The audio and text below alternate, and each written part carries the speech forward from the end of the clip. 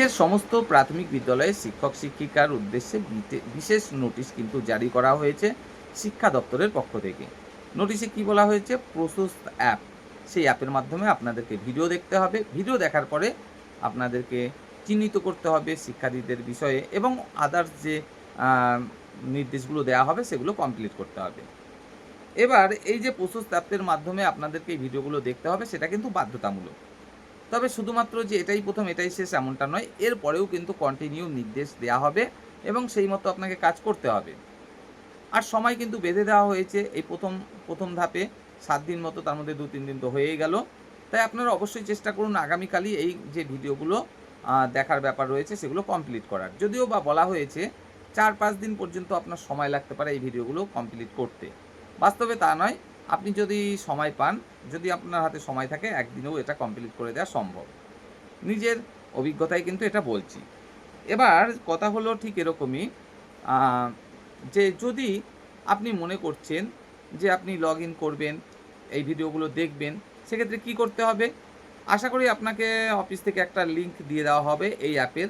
যদি না দেওয়া হয় সেক্ষেত্রে প্লে স্টোরেও আপনারা প্রশস্ত অ্যাপ পেয়ে যাবেন। সেই প্রশস্ত অ্যাপে আপনি চলে গেলেন।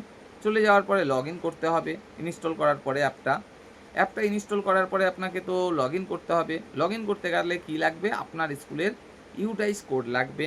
আর কি লাগবে? আপনার যে মোবাইল নম্বরটি অফিসে দেয়া রয়েছে সেই মোবাইল নম্বরটি লাগবে। কারণ ওই নম্বরে ওটিপি পাঠানো হবে।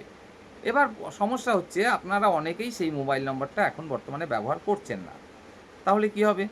আপনি তো ওটিপিটাই পাবেন না। কারণ সেই মোবাইল নম্বরটি এখন আর ব্যবহারই করেন না। তাহলে ওটিপি আসবে কোথা থেকে? আর ওটিপি না আসলে তো আপনি লগইনই করতে পারবেন না। সেক্ষেত্রে কি করণীয়?